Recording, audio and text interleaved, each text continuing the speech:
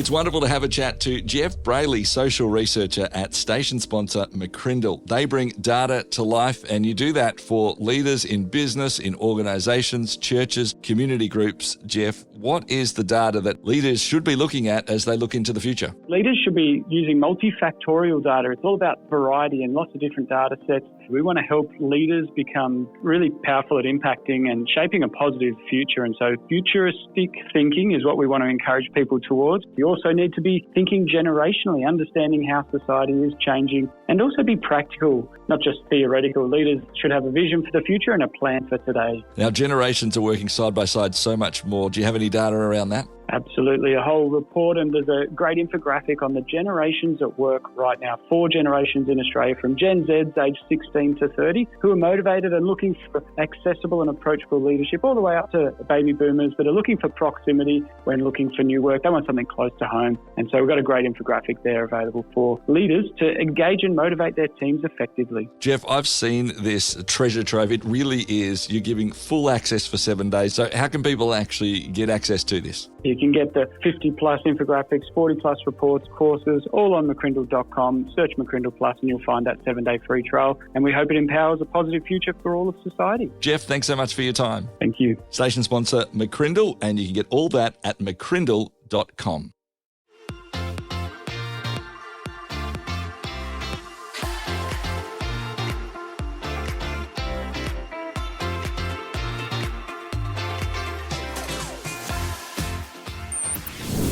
Towards Understanding with Clayton Bielen values being a positive radio program for everyone.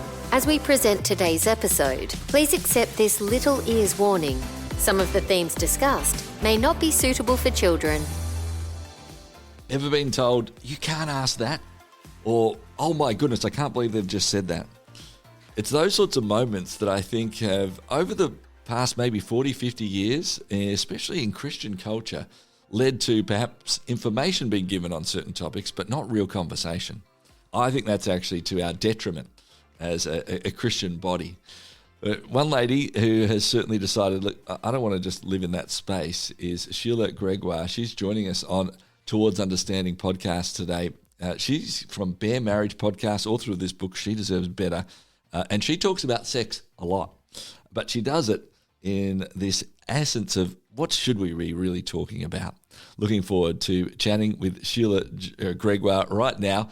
But just before we get there, if you love this podcast, would you rate, review, would you share it with friends? Helps us get it out to more and more people. All right, let's get on with this chat with Sheila. Sheila, thanks so much for your time. Thank you. It's good to be here. It's wonderful to have a chat to you. I know, a few years ago I did a podcast with my mum before she passed away around the last sort of moments of conversations before you actually head to death, and this sort of conversation. And sort of a little while after that, I became known as like the death guy, like everyone who's chatting to me about things. Oh, you're the. Is this the case that you're like, oh, you're the sex lady who's always having these conversations around this sort of idea? Tell us how this all started originally. I know that's weird, isn't it? No, I was blogging. I was a typical mommy blogger. Started in 2008. And the more I talked about sex, the more my traffic grew. So I started talking about housework and parenting and organizing and all of that. And then whenever I talked about sex, I saw my numbers explode.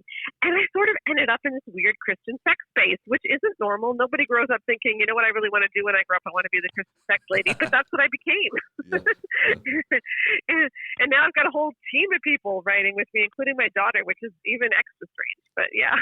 Yeah, and the incredible part, as you have those conversations with your daughter as well, she has a psychological degree as well and works with you around that. It's fantastic.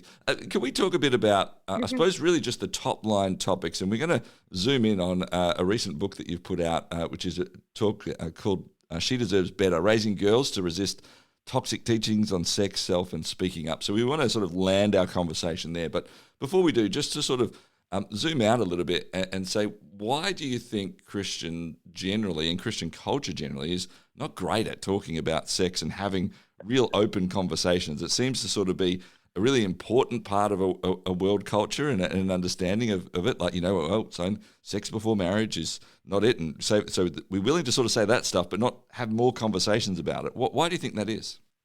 Well, I think there's several reasons. I mean, first of all, we're afraid that if we talk about it, people are going to do it. And so we feel like it's better not to talk about it, or if we do talk about it, we're going to talk about it in very based ways, in very shame-based ways, in very threatening-based ways. So we'll tell people if you have sex before you're married, you'll get all these diseases. You'll never be able to have children. You'll have soul ties, so you'll never be able to connect with your spouse. And we give a lot of these hyper scary messages. And then I think the other reason, which we touch on a lot on She Deserves Better, is that often the church, and not just the church, but society at large, comes at sex almost a male entitlement view of it, where it's like men want it, women don't, and so it's girls' job to make sure that the boys don't go too far. And so a lot of responsibility for boys has actually been put on girls. Do you have a understanding of where that's come from? I know, I recently read the book Jesus and John Wayne, which explained a whole lot of the concepts of, I think, how this more sort of toxic masculinity of, I suppose, especially more the American Christian culture has perhaps sort of been woven in over a century or so. But do you have an understanding of why you think it has been much more focused, this Christian conversation around a male need or male desire, rather than actually sort of this both male and female? I think a lot of it does come from the U.S. And I mean, I'm sitting here in Canada above the U.S. and we're just looking at, a lot of the American church and some of the negative sides of it. There's some very positive sides, but there's also been a lot of negative sides where, the whole Jesus and John Wayne thing has really infected the church. And I know it's gotten as far as Australia and New Zealand too. Australia, New Zealand, and Canada are healthier churches than the U.S. And we know that from the surveys that we've taken. So we've done 4 international surveys now. And when you break it down, Australian marriages, Canadian marriages, New Zealand marriages are better than American marriages. And we do have better views of sex than the Americans do, which is good. The problem is that the American culture is still very much coming in. And it is very, very tied up in this idea of men being in charge, of men being excused from a lot of their behavior. And it's just not Christian, but we see it in our culture too, in our wider culture. And rather than fight against that, the church has co-opted a lot of that. Is this because of sort of some cherry-picked lines that come out of a couple of Paul's letters in the New Testament? Is this sort of where you think this comes from? I think so. I mean, like Beth Allison Barr likes to say in her book, The Making of Biblical Womanhood, patriarchy has been the backdrop of human civilization. It was the backdrop of the Bible. It was the backdrop of church for the last 2,000 years, but that doesn't mean that patriarchy is Christian. And then when you look at the early church, you see how they were fighting against a lot of patriarchy. And it was known as the Church of Women and Slaves in the early first century. That was a common insult given toward the church, because those with lower power were actually drawn to the church. But what's happened now, and we see it in a lot of the sex abuse scandals in the U.S., in a lot of the discussions around, women in leadership, is it still is very much trying to maintain the idea that men are in charge. And one of the ways that they do that, I think, is that they make women and girls responsible for keeping men in line sexually, because the whole idea is men can't help it. This is the way they were made. God made men to lust. God made men visual. And so women, because women aren't sexual, women are able to keep men in check by being the gatekeepers before you're married and making sure to shut anything down. And then after you're married, providing sex on demand so that they're satiated. And it sounds ridiculous when I say it that way, but that's actually what's in our book. And even to teenagers. And it's really scary when you start to read it. I think there is also I've certainly not done anywhere near the research or the in-depth understanding that you have as well, Sheila. I do wonder, though, if within the Christian sort of faith church context that the reason it's easy to stay with this sort of idea and keep sort of, propagating this concept is that if we sort of then look a bit outside, we go, well, actually just sending people to porn as the answer, or just no commitment to people and just sex with whoever you like. But that's certainly not right. So this must be the one. It feels like there's a different way, which is what I think you've tried to do through books like The Great Sex Rescue, the ideas of, hey, let's have these chats. So what are some of the better ways to actually approach this, at least even in a mindset concept and an idea of actually, if you sort of had the magic wand, you could wave it across all of the church understanding. This is how you would actually say, let's talk about sex in this way at church. Mm-hmm.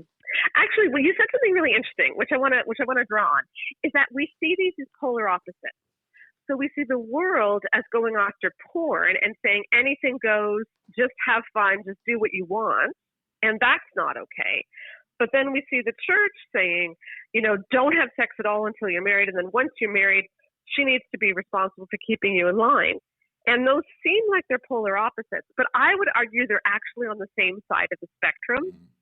And the polar opposite is actually what Jesus said. So let me explain what I mean. There's a book series called Every Man's Battle, which sold 4 million copies. And its idea was that God made men to be visual in a way that women will never understand. And so the way that men are supposed to fight against their visual nature is they're supposed to do something called bounce their eyes, which means that when they see a woman, their eyes are supposed to bounce away from that woman so that they don't lust after her. And they even give the example of when you walk into an office, immediately bounce your eyes away, because often there's a female receptionist, and female receptionists often bend over. And I'm not kidding. Like, it actually says this, okay? Now, here's my problem. Both porn and bouncing your eyes see women as essentially sex objects. So whether you're bouncing your eyes so you don't lust after her, or you're visually consuming her and you are lusting after her, you are still seeing her as an object of lust. And so I don't actually think those are that different. I think what Jesus is offering us and what Jesus asks us to do is see each other as full persons and respect the dignity in the imago Dei and the image of God that he has created in each of us. And that's what's missing often in the way our culture talks about sex, and in the way, even in the way that the church sometimes talks about sex, is that we're seeing sex itself as something, which men can't help it but want, and women don't want because it's kind of icky, but it's kind of this necessary evil, as opposed to saying, you know what, sex is just our drive for intimacy. It's one way to express this drive for intimacy that God put inside of us. And sex is a natural expression within a committed relationship of that intimacy you long to have. But that's what it's supposed to be, is it's supposed to be an affirming of the personhood of someone else. It's supposed to be a deep knowing. It's not supposed to be a using. One thing that you've sort of implied throughout all of that conversation is a different way actually says there's at least joint ownership here. So in that relationship, it's not just on the woman, it's on the man to understand different things as well than perhaps what's been taught, either explicitly or implicitly taught as well. Is that sort of the first step to at least say, hey, listen, we've got this, generally we've got this pretty wrong. Let's together actually go about having a real joint ownership and a care for each other in this. Yeah, because it should be caring for each other, right? Like, I mean, this is so ridiculous, the way, sex is so often about reducing ourselves to base desires and how we can use one another, as opposed to how we can care for one another and how we can know one another. And I think what bothers me too, what boggles my mind, is this whole concept of, that men are sexual and women aren't. And that is just simply not true. When you look at research, which is what we try to do over at Bare Marriage, our team at Bare Marriage, is when you actually look at it, women are sexual as well. God did not make women asexual so that our whole purpose is just to help control men's urges. God put in all of us a desire for intimacy, and a desire for physical intimacy. Absolutely, we all have sex drive. But it is something that's shared. It isn't something that's only male. Yeah. You mentioned Bare Marriage as well, and you've done a lot of podcasts. You've had you've got your newsletters. You've got different conversations happening. A lot of people ask questions as well. What are some of your favourite questions that people have asked and perhaps been willing and daring to ask of you and your team?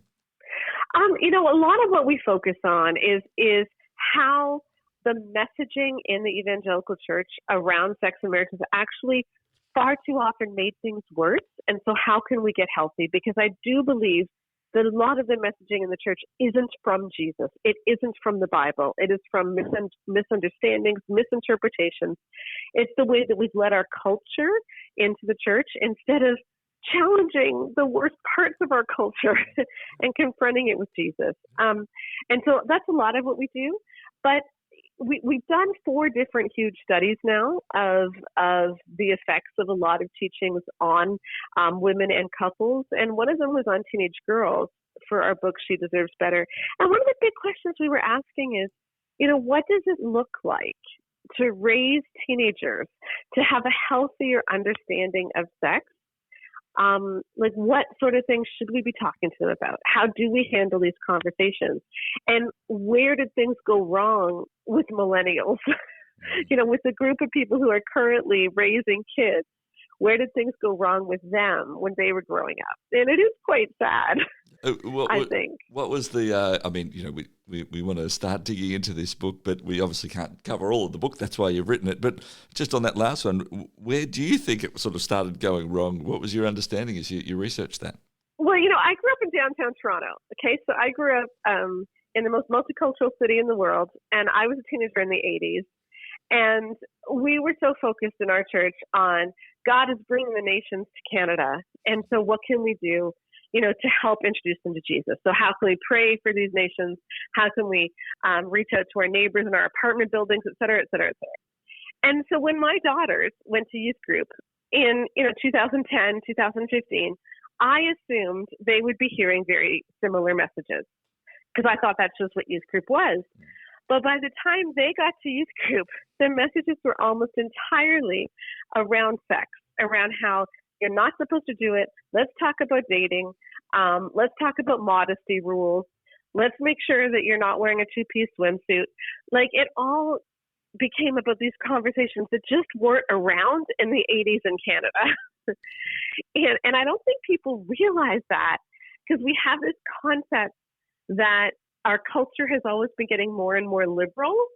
But actually, in the last, 25 years in the church, we've actually gotten far more conservative. And I don't really like the words liberal and conservative. I don't think that they apply perfectly here. Maybe a better word is fundamentalist. I'm not sure. But we've really gone in a very fundamentalist, authoritarian, whatever direction, which wasn't there in the 70s and 80s in the same way, at least not outside of the U.S. And so with millennials, you can see it. Like we asked some pretty funny questions about the sex ed that people got when they were teenagers, about their rules around dating. And Gen X women like myself or boomer women, all of us pretty much were allowed to date in high school. We all dated, or at least most of us did. Everybody kissed before they were married. We had actually pretty decent sex ed. But then when you look at the results from millennials who took our surveys, suddenly you see this big minority group that didn't kiss before they were married, that waited to kiss for the altar, which was never done before. Like even Jane Austen had them kissing at engagement. Okay, I mean, like this was never heard of before, and you saw people start to talk a lot more about modesty messages, etc. And the effects of that on millennials and on the youngest Gen X women are actually quite staggering and sobering in the long term. And we just don't want to do that to Gen Z and Gen Alpha. It is a fascinating conversation. We're going to continue our chat with Sheila Gregoire in just a couple of moments' time here on Towards Understanding. We're going to dig a bit deeper into this conversation around the book She Deserves Better, Raising Girls to Resist Toxic Teachings on Sex, Self and speaking up. That's on the way in just a moment here on Towards Understanding. Share your brand, your event, your message across 90 Christian radio stations and major cities in Australia and New Zealand by sponsoring Towards Understanding, hosted by Clayton Bielen. More than 210,000 people tune into Towards Understanding each week, and with just one sponsorship, you'll reach this immense engaged audience.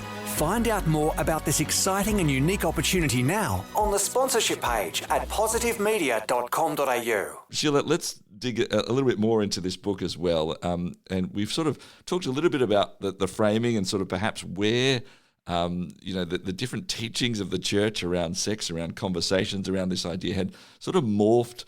And so now those who are actually bringing up teens had perhaps different inputs, and I'm certainly one of those as well, who had different inputs into their world and understanding. What are the things that you would say, right, this is what I want to start with by talking to the parents first, and then we'll talk to perhaps the girls themselves that you mentioned in this book? Mm-hmm. I think let's just talk about how purity culture started and where it went off the rails. So purity culture is that idea that a person's worth is determined by whether or not they have had sex before marriage. So it's not just the idea that you should save sex for marriage. It's more than that. It's saying that this is your worth.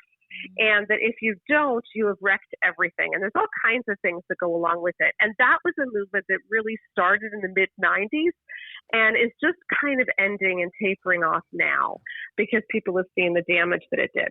But I want to just give one example. And we talk about a lot of the different elements of purity culture, and She Deserves Better, but let's just focus on one, which was the modesty question. So in Canada, we're gearing up for summer right now. We're heading into summer. I know you guys are heading into winter, but summer is always bikini season. And what do you do about bikinis? And so all the modesty talks get started again. And here's the thing.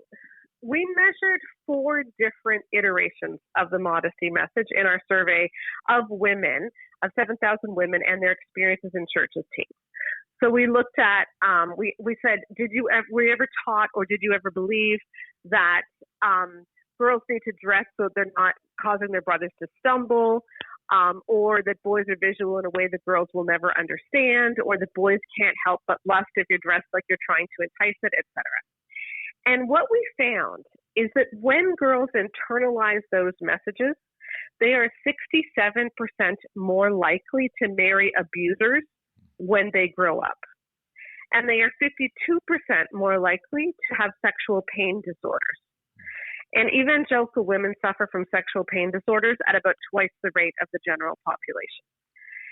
So this is a huge issue for evangelical women, and a large part of it is modesty messaging and other messaging around sex. So if we break that down, like, why would believing a modesty message make you more likely to marry an abuser?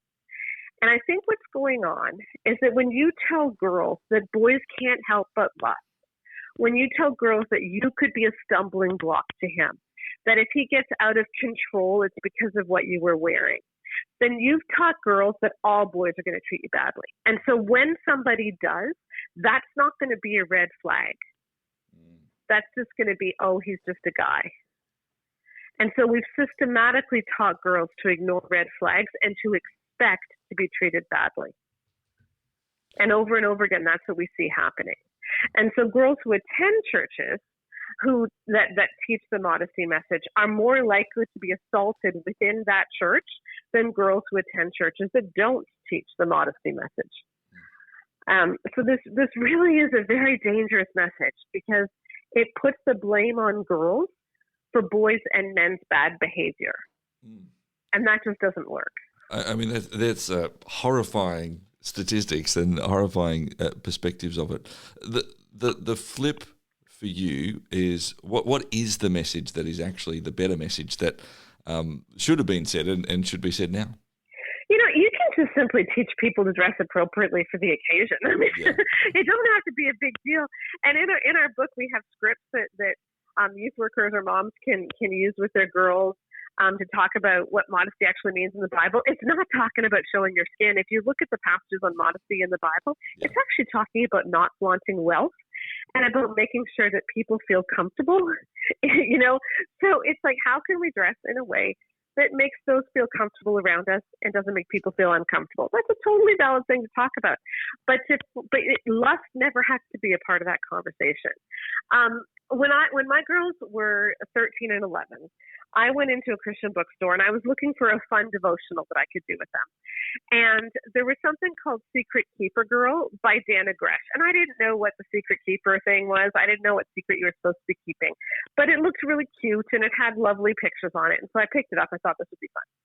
And we only got through one lesson when I realized, oh, this is not what I thought. But there was a lot of modesty stuff in that. And one of the things you were supposed to teach your kids were these modesty tests. And one of them was called Raise and Praise. And so this is a devotional for girls 8 to 13, okay? And you were told to put your hands up in the air, and if any belly showed, or if your belly button showed, that was bad because bellies are intoxicating to men. And they defined intoxicating as meaning that it was like being drunk or being under dental anesthetic so that you were out of control. So she told 8-year-old girls that the sight of their bellies could make adult men out of control. And she did events, Secret Keeper Girl events, with 500,000 girls around North America. And that was the message that was given. It's back to, it feels like it's just constantly, these sorts of ideas are back to layering and layering and layering what God actually has for us with all different random man-made, man in the universal sense perspectives, right? Like, or rules, or just, well, this is what God means by this rather than the actual essence, which is what it feels like you're trying to say. Look, let's not go listening to this stuff, come back to what it is.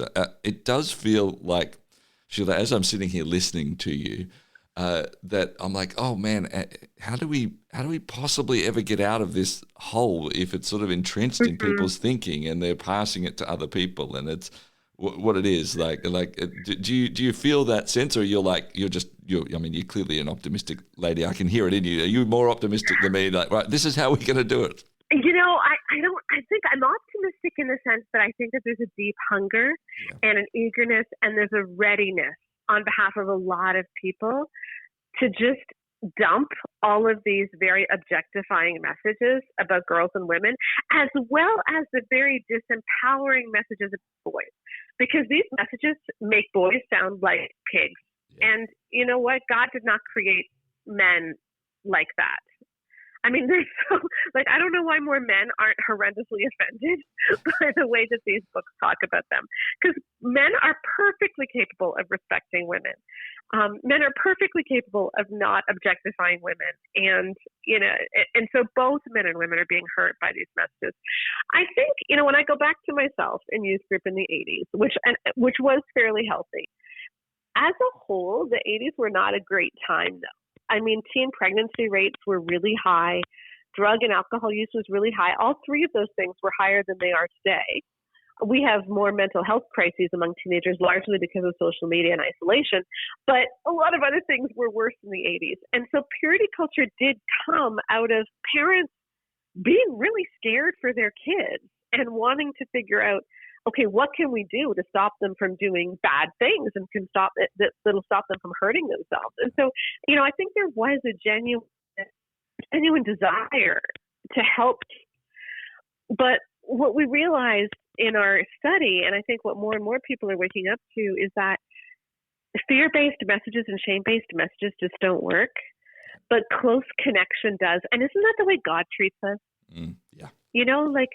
God, it's his kindness that leads us to repentance, right? Like, it's our relationship with Christ that gives our life meaning, that helps us to feel fulfilled, that gives us the reason that we want to love others.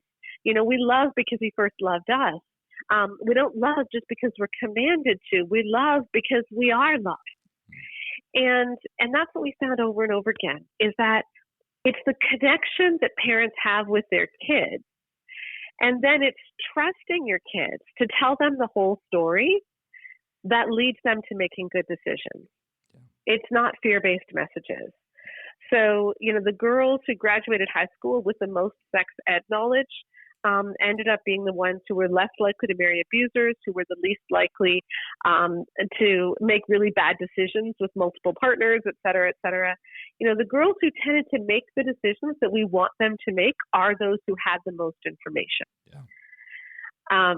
And so instead of making sex seem this taboo thing, which we can't ever talk about except to say don't do it, the more we just talk to our kids, the more we have relationships with our kids, the more we explain what consent is, what date rape is, what it looks like to respect yourself and to respect those who are with you.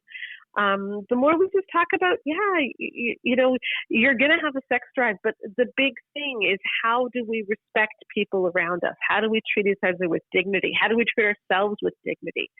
Those are the questions, and those are the things that we need to be talking to our kids about instead of just threatening them. Yeah, I think part of the description for your book, you've actually talked about it as, let's talk less about the don'ts and more about the do's. Mm-hmm. Yeah. And I think that respect, I think that honor, these are all words and concepts that young people actually really want and can really rise to the occasion of, including our boys. And I think about some of the things that we've said to our boys, which cause so much shame, where we've equated, for instance, knowing with lusting. Yeah. So instead of explaining that just because action to someone does not mean that you have sinned, that's something that a lot of young boys don't understand, because we talk so much about lust being a bad thing that you have some 13-year-old kid who's just starting to have sexual feelings, and he notices a girl's chest and he thinks he's sinned and that God's mad at him. And now he's in this impossible position because God wants him never to notice a girl's chest, and he's got hormones, and how's he supposed to do that? Yeah. And so, a lot of boys feel distant from God because they think they're sinning when they're not. And so explaining that, sexual desire, sexual feelings are not sin, but objectifying someone, focusing on them for that purpose, imagining them, etc., that is what we aren't supposed to do, because we're supposed to treat each other with respect. That's something that both girls and boys can be taught. That's something we can talk about to both boys and girls. And it really does relieve a lot of shame that we put on kids. As we just finish up, if you could give one bit of advice for a parent, one bit of advice for a teen right now of how do they best have conversations together, what would you be saying to each of those groups of people? I think I would just say to parents, look, it's awkward. I don't care that it's awkward. You need to do this. Because whenever you do surveys of kids and you say, who do you most want to talk to about this? Parents always come out number one. It's just that kids don't know how to start these conversations, and often kids will run away from you when you try to start them, but you need to push through the awkwardness. And it is okay if it is awkward. Your kid isn't going to care if it's awkward. You can even say, look, I know this is awkward, but I just want to say this to you. That's all right. It's having these conversations again and again and again. And it isn't a one-time conversation. It's something that keeps happening because as kids grow, they still need you to talk to them about important stuff. So I would just say push through the awkwardness. You don't try to have to pretend to be super cool. It's okay to just be you, but your kid does need you. Your kids do need you. The one thing that I would say to kids, and this is a concept that is so important for everybody to understand, but especially kids, is the idea of arousal non-concordance, okay? And I'm going to explain what that is. Your body can feel aroused when your mind isn't at all. So when your mind is saying, this is gross, maybe you're even saying, I don't want this. You might even be saying, I don't consent to this, but your body is getting aroused. And there's several situations that teens can find themselves in where arousal non-concordance happens, and then they feel like they've done something wrong. So one of them is with pornography. Kids see porn when they're 12, 13, 14 times. And porn is desired to get you aroused. It's designed to get you aroused. That's the whole point of it. But just because you're aroused by it doesn't mean you liked it. And it certainly doesn't mean that you want to do the stuff you saw. Because what happens is a lot of kids see something. Often it's very violent, it's very degrading, but they get aroused and then they think, oh, I'm a pervert. and they feel a lot of shame that drives, and it becomes this cycle. Whereas if they can just realize, you know what, I may have gotten aroused, but that doesn't mean I like it, and I can say no, that is incredibly empowering. The other situation you can get into is what you can actually be assaulted, so a victim of date rape, and you can feel like you wanted it because your body got aroused. And just because your body got aroused does not mean you consented. And that's so important, especially for boys to understand, because a lot of sexual things cannot happen if the boy is not aroused. And so he can feel like, I did this, even when he did not. And that's just a really important concept that I wish we could teach kids at an earlier age, because a lot of kids end up carrying shame for decades that was never theirs to carry.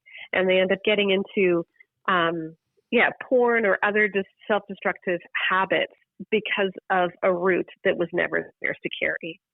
Sheila, thank you so much for, actually leading the way in terms of the exact thing you talked about with the parents, being actually willing to have this conversation into the Christian culture and say, well, you know what? We need to have it. And so I'm going to start having this conversation, whether it's through your podcast, Bare Marriage, or through a whole lot of your books and this one as well. She Deserves Better, Raising Girls to Resist Toxic Teachings on Sex, Self, and Speaking Up. We so appreciate you having the chance, getting the chance to have a chat to you on Towards Understanding. Thank you so much for your time. Thank you. It's been great to be here. Sheila Gregoire, my guest here on Towards Understanding. It's wonderful to have a chat to Jeff Brayley, social researcher at station sponsor McCrindle. They bring data to life, and you do that for leaders in business, in organisations, churches, community groups. Jeff, what is the data that leaders should be looking at as they look into the future? Leaders should be using multifactorial data. It's all about variety and lots of different data sets. We want to help leaders become really powerful at impacting and shaping a positive future. And so futuristic thinking is what we want to encourage people towards. You also need to be thinking generationally, understanding how society is changing, and also be practical, not just theoretical. Leaders should have a vision for the future and a plan for today. Now, generations are working side by side so much more. Do you have any data around that? Absolutely. A whole report, and there's a great infographic on the generations at work right now. 4 generations in Australia, from Gen Zs aged 16 to 30, who are motivated and looking for accessible and approachable leadership, all the way up to baby boomers that are looking for proximity when looking for new work. They want something close to home. And so we've got a great infographic there available for leaders to engage and motivate their teams effectively. Jeff, I've seen this treasure trove. It really is. You're giving full access for 7 days. So how can people actually get access to this? You can get the 50-plus infographics, 40-plus reports, courses, all on McCrindle.com. Search McCrindle Plus and you'll find that 7-day free trial. And we hope it empowers a positive future for all of society. Jeff, thanks so much for your time. Thank you. Station sponsor McCrindle, and you can get all that at McCrindle.com.